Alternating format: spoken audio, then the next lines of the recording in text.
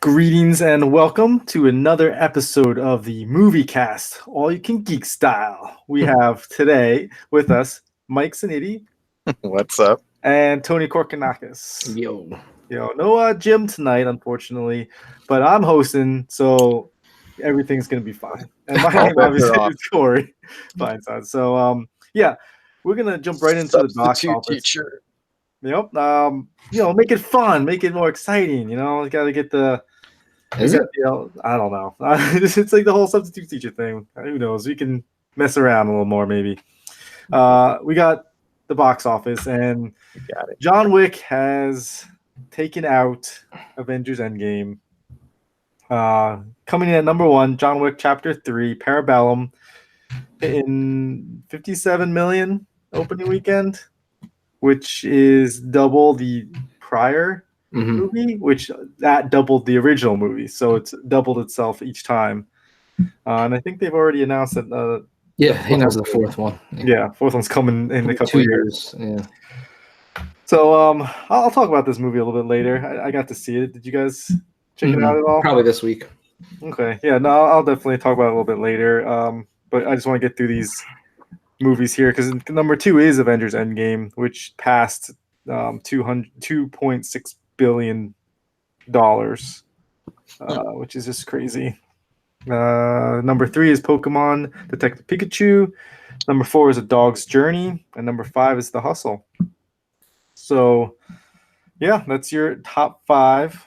And again, Endgame is just killing it, but it looks like it's slowing down, and it might not reach Force Awakens.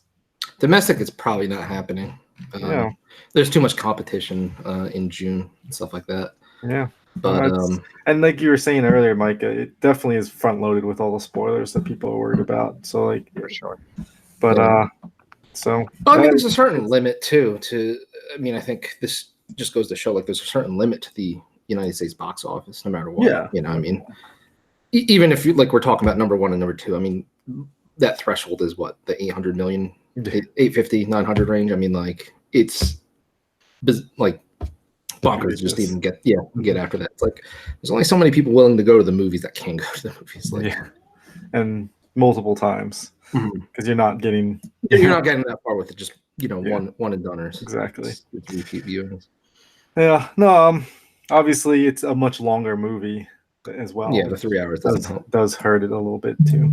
So, okay. So that's the box office. Let's get into what we've been up to. Mike, have you seen anything recently?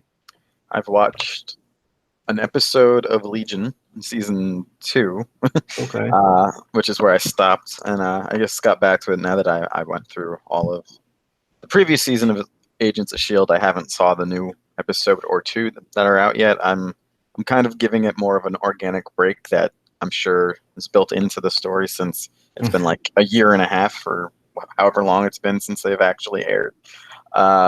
So yeah, I watched another episode of Legion, and it's kind of hard to jump back in after not being in that for a while because it's obviously confusing.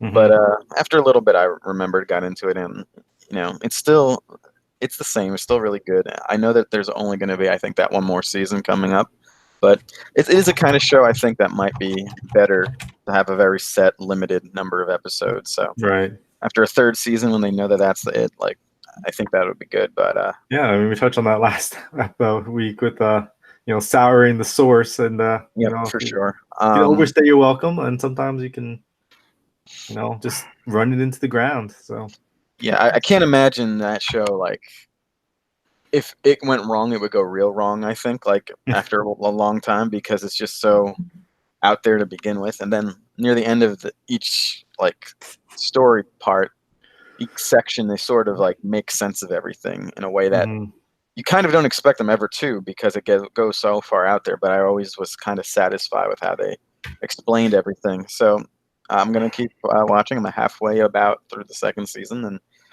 I'll be probably watching the 3rd season way after it's aired originally as well. All right. Cool. That's it for me.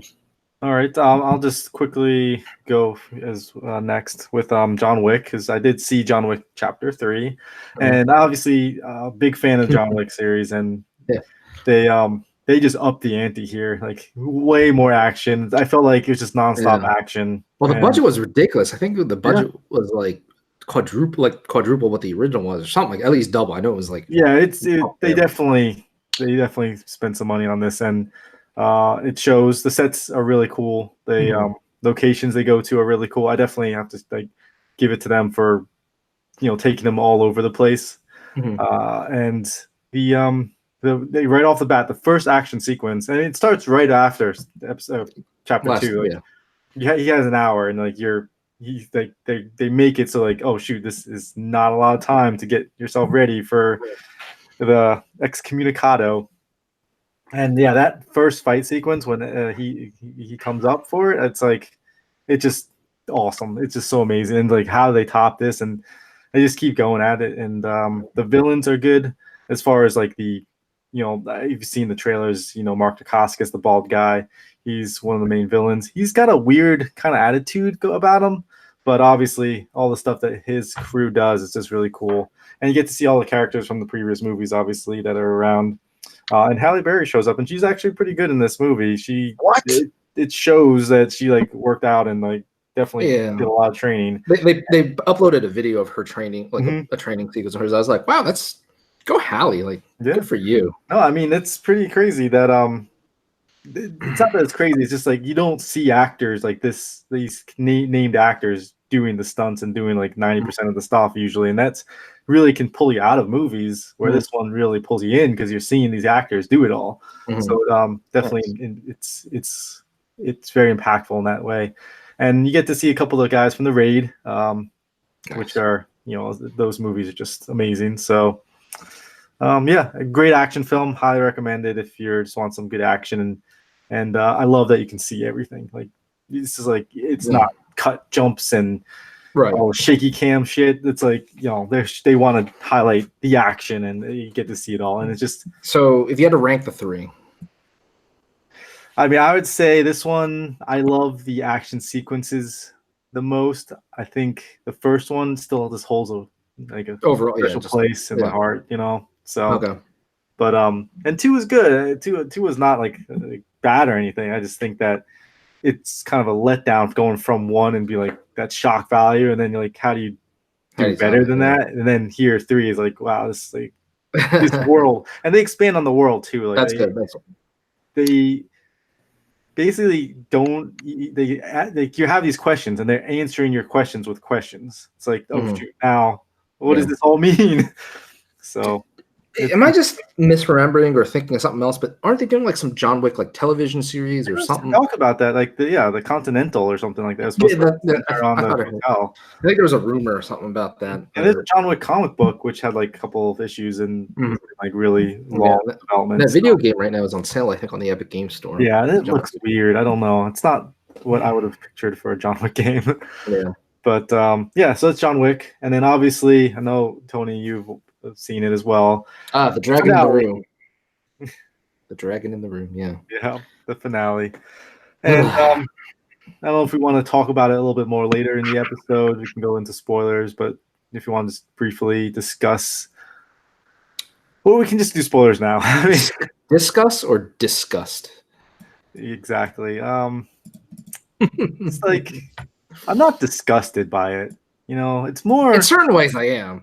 I mean, for the most part, I just didn't care. I was like, okay. But like some of the parts, like I'm just like, who thought this is a good idea? Like who was like, yep, this is it. This is it right here. Yeah. No. So let's do a little spoilery here, guys. Yeah. We'll do some like 5 minutes maybe, if that. I'll put my timer. I would say at least 7 minutes. I think 5 is too quick. Okay, we'll do 7 minutes. Let's do it. Spoilers starting now, guys, because the Game of Thrones season finale, episode 6, season 8, was it? Yeah, right. Season 8. This was such a fucking trash season, dude. I hated it. Obviously, we're gonna spoil all the episodes, I think, as well, because you have to. And this episode was such a. It was so quick. Like there's no weight to anything, you know. And Right. and again, I'll reiterate, you know, I don't mind a lot of the places that we wind up, or the characters themselves wind up, and even the plot lines Mhm. or the threads, story threads, whatever you want to call it. But it's just so unbelievable how they're like, oh, well, this happened, and then this happened, and then this happened. It's like, really, like we're just going from A to Z. Like, okay, like there's seriously, like, I think like a 1 or 2 month jump, like right after like a really pivotal, you know, climactic like thing, and it's just like, I don't think that works, man. I really just don't. Yeah, and the other thing is, like, they take things from the episodes prior and then just ignore them in the next episode. Like the horse at the end of the episode last week. It's like, She's not even on this where did that episode. horse go? What the fuck was the point of that? Yeah, exactly. And then same thing with the episode before that with the dragons. Like the dragons are, oh well, they're taken out because now they have these scorpion ballistas. But then the very next episode, they don't matter because Drago just destroys them all in one foul swoop.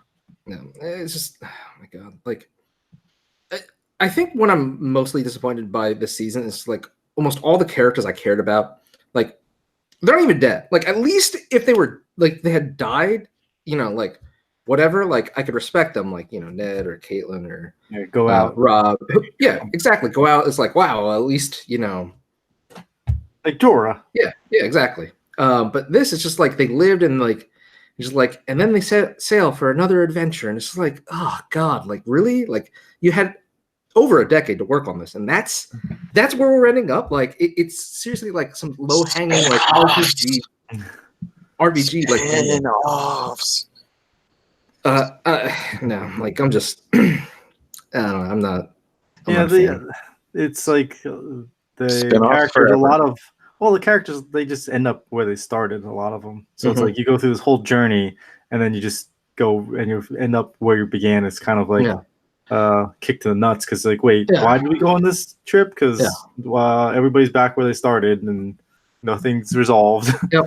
So like the thing that I guess there's a couple things really bother me, and it's like, so when Jon, you know, betrays Daenerys and, you know, Oster, it's like supposed to be this really powerful emotional scene because it's like, oh, he's killing the love of the like his current love of the life. But like it doesn't have as much weight because, you know, they really haven't been together that long, and you know, he kind of like backed up as soon as he learned that she was his aunt and stuff like that. But you know, he stabs her, she dies, and then Drogon just comes up and like just starts trying to like nudge her with its head to like play with her like it's a dog or something like that, and just like limp, lifeless. And he sees like the dagger and he starts roaring, and it's like Jon Snow is right there, and it's like, yeah, I mean, animals are animals, but like you'd think he'd be really pissed at Jon. It's like, no, he's gonna breathe fire on the Iron Throne because apparently he understands that it wasn't Jon that killed his mother, it was the throne, and or the wheel as she referred to it. It's like, damn you, throne, like you know, put my mother in a blah blah blah. And like, all this wouldn't have even happened if Jon just listened to her in the first place. Right, exactly. Like, just shut the fuck up, dude. Like, there is a way we all win and we all get what we want, and it's just shutting the fuck up. And like, it's like, so, you don't want this responsibility. Fine, you don't want it. Don't tell people about it. Like, just be like, Sam, hey, don't tell anybody. I don't want this. I don't care about it. This is what we're gonna be doing, and that's how it's gonna go. Right. So that's the other thing that irked me a little bit, is just that they like. She says she even says to him, like, I already told you how this is gonna work, and it's like, you know, like you have all this like honor and responsibility, like that you feel like you have to like uphold, but why? What? Like, and it just doesn't make sense for Jon either, because like he's not Ned. Like if you were Ned, I could understand. Even if you were like Rob, I could understand, because I mean, Rob died because, you know, he told the truth. Like he was just like, nope, I impregnated this other girl, and I'm gonna marry her. So it's like, hard, bro, like, come on. And it's like this one, he could have followed his heart and just shut the fuck up. It's like, bro, you can't tell me it's hard. You're, you know, Ned kept his secret about you like completely confidential for 20 something years, and then you fucking find out in like one day, you blab about it, and then that person blabs about it, you know, tells Sansa, and she blabs about it in like a half hour. It's like, bro, like, you're so bad at this. You're terrible, like terrible. But hold on, going back to the dragon. So like, you know, it's burning down the throne. I'm just like, oh, okay, like here we go. Like that. I mean, I know it's supposed to be symbolic, but it's just so far fetched.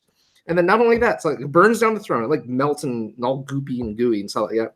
then picks up like her dead body and just flies away. And I'm just like, so wait a second, hold up. Again, so like the body is gone, the murder weapon is gone, Daenerys is just missing, and it's like Jon could just be like, I don't know, she just got on her dragon and just flew away. Like, I don't know what happened to her. It's like he could just like walk out of there and just be like, oh, I haven't seen her. So what? He like confessed, like he went up to Grey Worm, was like, I killed our queen. And it's like, what? Like, why would you do that? Like, other than to like just put yourself through torture, why would you do that? Yeah. It's so fucking dumb. And then like the fact that instead of outright just murdering him right there, like they like capture him and throw him in jail for like weeks. It's like, what? Like, no, like the whole past 3 episodes, he has been like dead set on vengeance.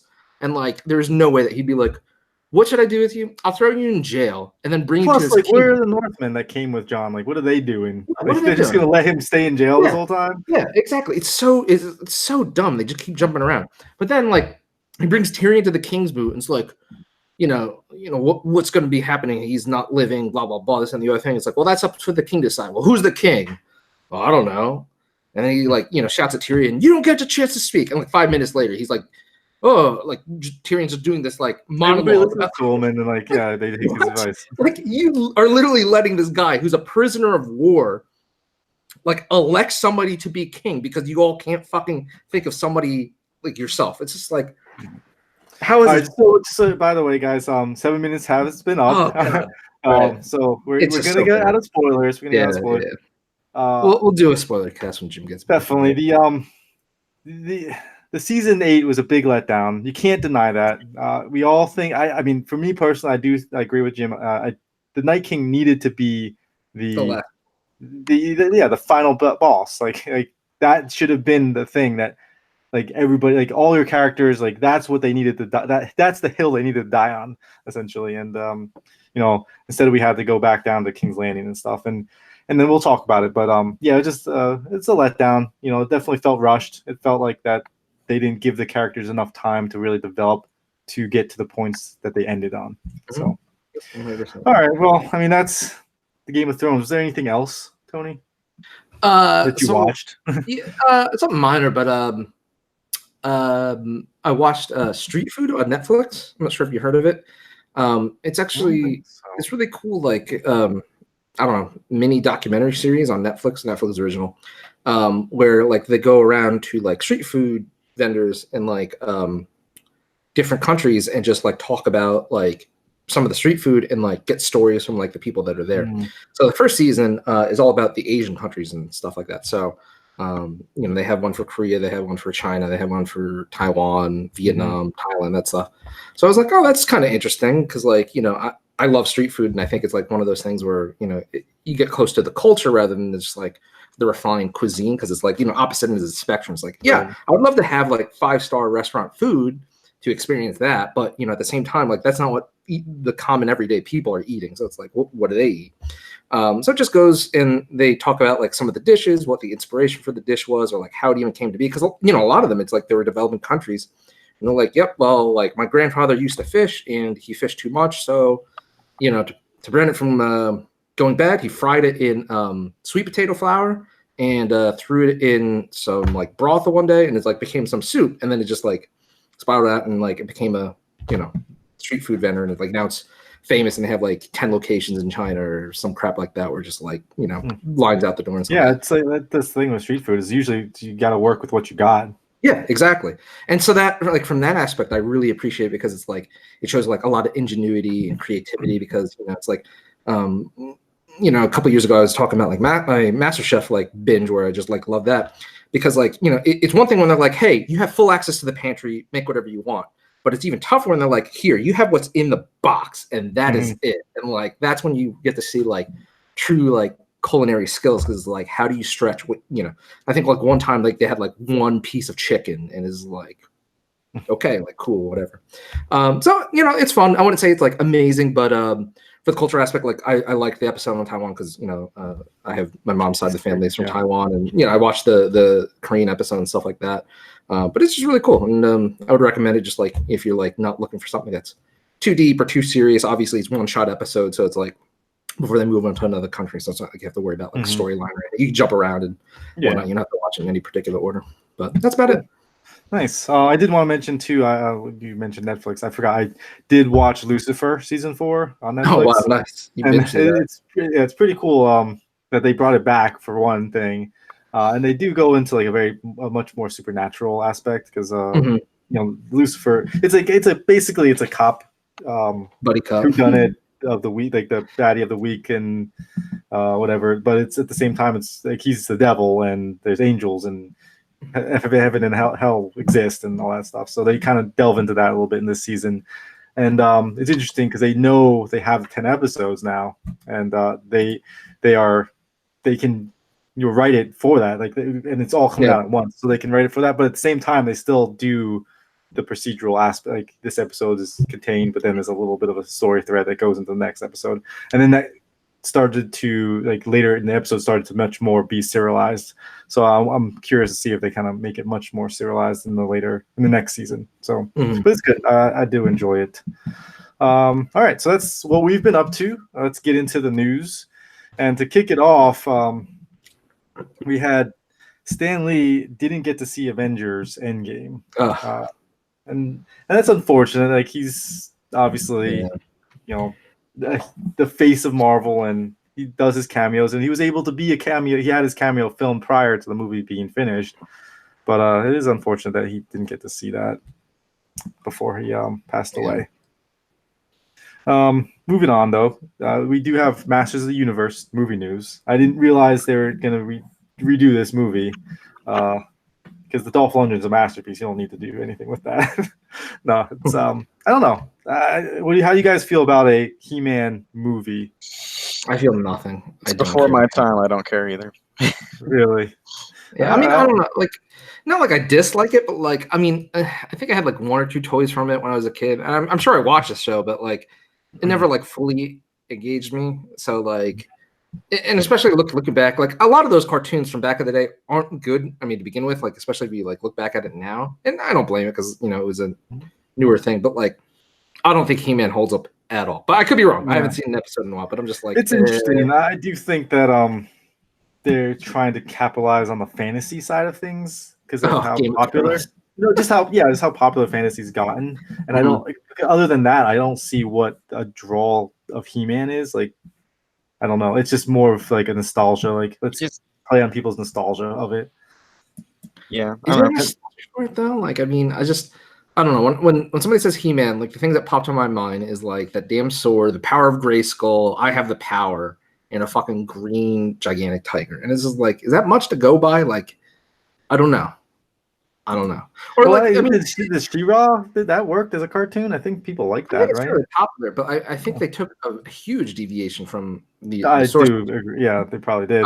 Unless the movie is deviating from the source material a lot, then okay, yeah, maybe you could do something. But like, if it's like, oh, we're making a modern movie about He-Man, I'm just like, but why? Yeah, it's kind of like a kiddie Conan. It's what it is. It's Conan for kids. Yeah.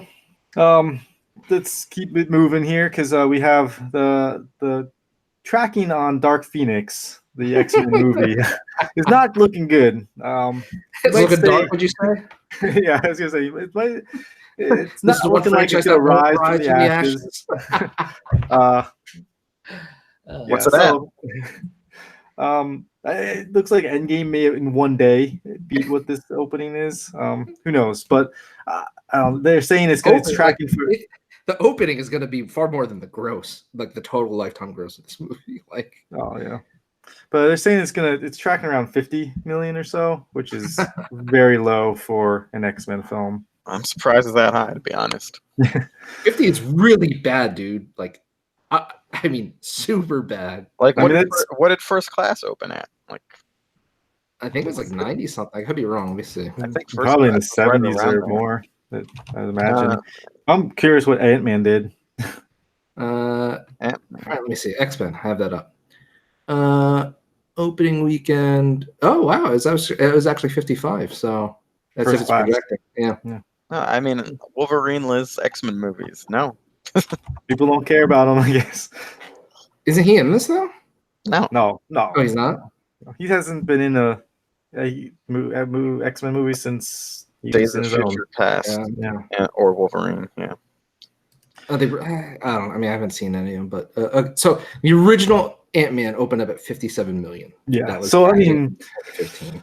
if you can't beat the original Ant-Man, you're not looking good as a superhero movie. It's just no one knows what this even is now. Like, which timeline is this? Doesn't matter because it's just gonna end, and it's all like the like secondary B-list like timeline. Really, in my view. No, it's weird. I know we're talking about Dark Phoenix here, but like when the New Mutants trailer came out, the buzz around that trailer was really good. Like people were like, "Oh, excited for this," and then they're like, "Oh, wait, people are excited for this. Well, now we need to like make changes on it because it might do better than we expect." And now it's not going to come out forever. Is that coming out this week or the Dark Phoenix? Yeah. No, it comes out in next 2 weeks, June. But yeah, so. The funny thing is, I do want to see. It's kind of like the same thing I had with Game of Thrones. I know this is like the last mainline X-Men movie. Like from this, it's like I kind of have to like see how it concludes. The last one was Days of Future Past, well, and then the last good one. Wolverine was the epilogue. These are Logan. Nothing. Logan, whatever. Yeah. No, I mean that's how they're treating them, and that's how most people are treating them. So it's unfortunate, and it just seems so weird that they're getting this storyline wrong twice in a row. Like you had a second Not that chance. weird. They got the same guy to do it, right? Yeah. Especially when Days of Future Past had a 90.8 million opening weekend. It's like yeah. I mean, it's the X-Men movies just aren't as popular anymore. Marvel's taking over. We do have other Marvel news here too before we get to the big casting stuff. And that is that the Falcon and Winter Soldier show for Disney Plus is going to be a 6-part show, and it's going to be written by Carrie Scogland. I hope I said that right. I don't know who Carrie Scogland is. If you guys, do you have any idea? Nope. No, that wasn't like the reason I posted that. Sure. No, I mean as far as like what she's been involved in and stuff like that. But it is a female writer, so we'll see. But I mean, she's nominating for Handmaid's Tale, so yeah, okay. But the big, I guess, the other interesting news coming out of this is that Daniel Brawl and Emily Van Camp are also going to be joining the show, which they were in the Winter Civil War. Emily Van Camp. The more that she is referenced makes more of whatever happened in Endgame sort of weird. I kind of don't want to see her anymore. Well, I mean, we're gonna get her. Sharon Carter. So some weird shit going on there. Yeah. And Baron Zemo. So that'll be interesting to see what happens. Yeah, no, I'm excited. It's a 6-part show, which interests me too, because they can really like make it a true miniseries and not have to like pad it out with filler episodes and things like that. I feel like they can definitely tell a story and conclude it, and then if they want to continue with something, it seems like a good breaking point there at 6, because that's how I felt with the Marvel Netflix stuff. Is like they should have been 6-episode miniseries, and then you moved on to a new story kind of thing, because some of them just felt too long. Yeah, it's like one of those things where like there's always at least like 2 or 3 episodes, which is like, is this real? Like it'd be like mostly backstory or whatever, and like the first and last 5 minutes were the only ones that like progress the story. Right. It's like, come on, man! Like I get you signed like a 13 or 10 episode or whatever it was. It's like, whatever. And I think Defenders was the one that actually needed like an episode or 2 more. Right. Like it was wrapped up super quick. It's like, wait a second, I think you guys got the pacing all wrong on this, but whatever. I mean, just like look at Game of Thrones; they don't know what pacing, what that is. So yeah, and then finally on our movie news here, we get everyone's favorite sparkling vampire. What was his name in that show? Edward. Edward, that's it. I couldn't remember. It's like what the heck? What is Team Edward? Robert Pattinson has been officially, right? Because this has not been like. It's a rumor. There's a rumor, but it's one of those like almost like officially official. Variety put out that it was official, but then like seconds later, other outlets came out and said no, it's not official. He's the top, like he's the front runner, but he apparently is gonna be cast as Batman in the Matt Reeves Batman. And to The be Batman. honest, like when I heard this, I was like, actually, I'd be interested in this. I think that it could be a good thing. And he's actually reinvented his career for the most part since doing like the Harry Potter Well, and Twilight series. There's a few layers to this.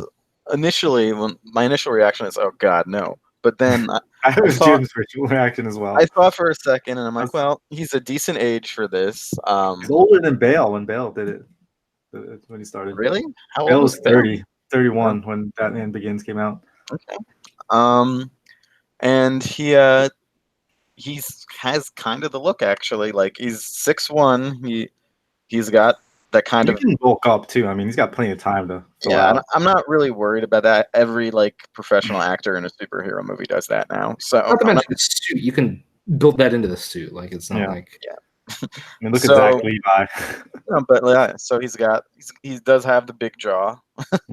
Which is funny because again, I really wish Jim was here because Jim was like complaining about his jaw and said He he didn't have it. complained about Ben Affleck's too. I don't know what he thinks about what type of Because jaw he just needs loves, he wants what that type sharp, of jaw pointy needs to jaw be from in Bale. the Batman thing, but no, I think you're looking for that square. Mhm. Not No, I that agree. not that this part even matters that much, because everyone kind of looks the same in a Batman suit, more or less. But I don't know. It might work out. Now, the big problem they have to face is publicly, like the general public, he hasn't really turned his career around because no one knows anything that he's done Well, look since at the reaction a lot of people had. since Twilight. yeah. But I mean, the thing is, like, he made so much money off of Twilight. It's one of the things he only did like passion projects and stuff like that. It was mostly Yeah. like, And smaller it's where he got to like kind of test his range and his like ability. different abilities and skills as an actor, not just hey, fill this role because that's who you Yeah. are. You're the If- team right. heartthrob. The only thing I found, because like I'm never gonna like really, I don't say asterisk because like I don't expect to, but I'm sure I'm wrong that I've done it lately. Where like with somebody's cast, like ever since the Heath Ledger thing, like I'm not gonna do that anymore because like I was like Heath Ledger, like really, and then, Fuck like that, yeah, the people are hated it. Yeah, Yeah, exactly. but then there's a Jesse Eisenberg for every one of those too, and where we knew from the beginning, like, how is this going to be not shitty? And it's like, oh wait, it is just as shitty as we were afraid. Yeah, like, but the thing is, like, I'll go in with skepticism or something like that, but I'm not going to outright be like, oh, he's like, oh, like he can't do that. It's like, all right, I mean, Robert, like, the thing is, like, I mean, he is a conventionally attractive, white man, so it's like the Bruce Wayne part. Obviously, you put him in a tuxedo, and I'm and sure he's it's English, so it fits. Yeah. I mean, all good Yeah, superheroes are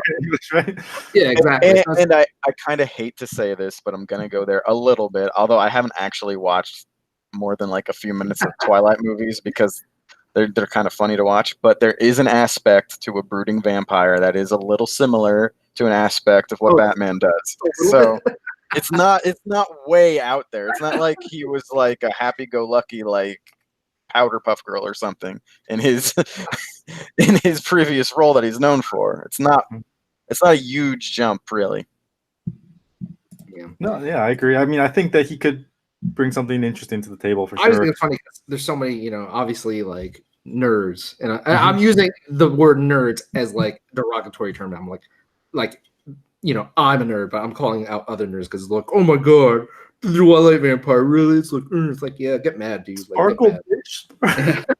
It's like the other thing is like of the people that are like rumored to be The others are worse, I think. yeah, no, they're worse. No, I That's the think they're thing, is, like, worse. Too. I'm like, no, I don't want to see this Nicholas Hoult guy. The guy that played Beast in the X-Men movies, he does not look like Batman to me at all. no, Like, he's not even a good beast, really. no, he's and then the Army Hammer, like he's more of like he's too much of like a jock kind of football jock guy. Like I'm not a big fan of that guy as Batman Bruce Wayne. I don't think he's got the acting chops actually to pull it off.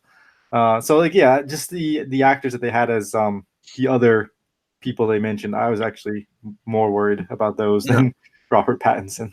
This And plus, now we get the Battinson. Like come on, Battinson instead of Batflick. It goes to Battinson. Mm-hmm. So I mean, I don't mind it. I do. The biggest issue is just the baggage that comes with this known actor and stuff, and that everyone. And then even the other way is that his crazy fans are like, oh, now Kristen Stewart needs to play a Catwoman. It's like, oh no. No.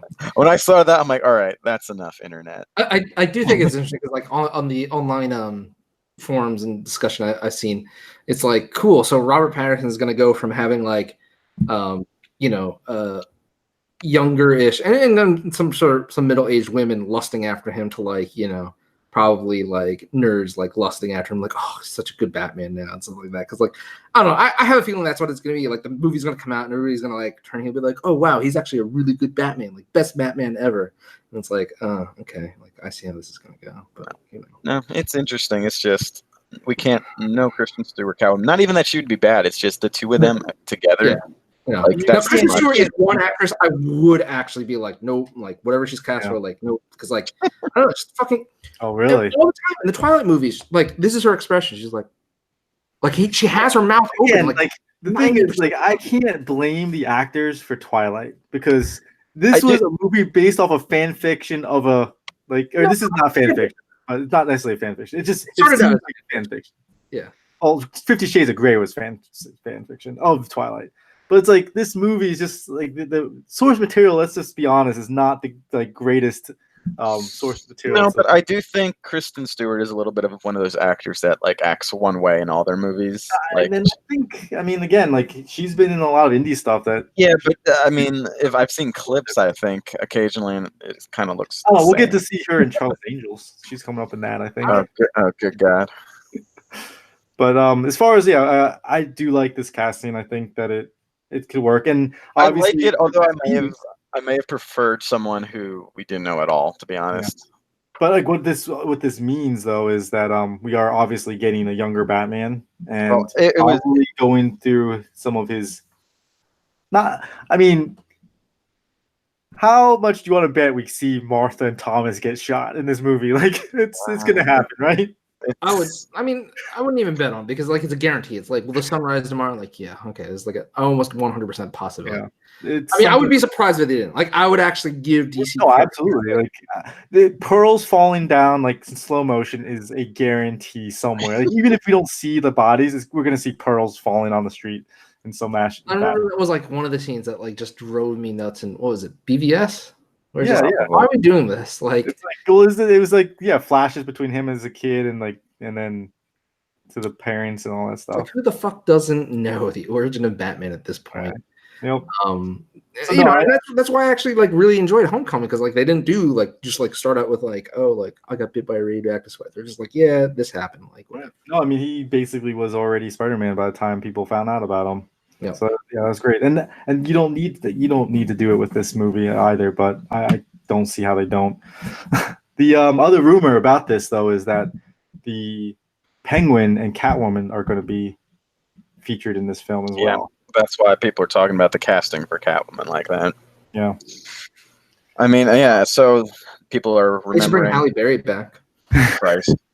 To be fair, I thought Anne Hathaway was a great Catwoman. I did not like her at all as Catwoman.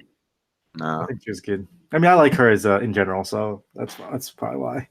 I like the little cat goggle ears that she had. It looks stupid. I don't like it. But yeah, I mean, I'm excited to see what this new Batman will be, and how it will be separate from the rest of these movies. Well, I mean, they could still prequel it. They could still get away with that. And we'll say, I mean, in less than 2 months, San Diego Comic-Con is what I'd be telling you guys. Like, that's when we're going to find out next actual concrete plan. Do you really think we're going to find out, though? Like, yeah, 100%. They have to, like, DC slate in the next few years is just, like, question marks. Like, you have the Joker movie. That's this year, right? I think so, yeah. Yeah, and then you have, The Suicide Squad. Okay, and Aquaman 2, right? Those and Birds of Prey. And Birds of Prey.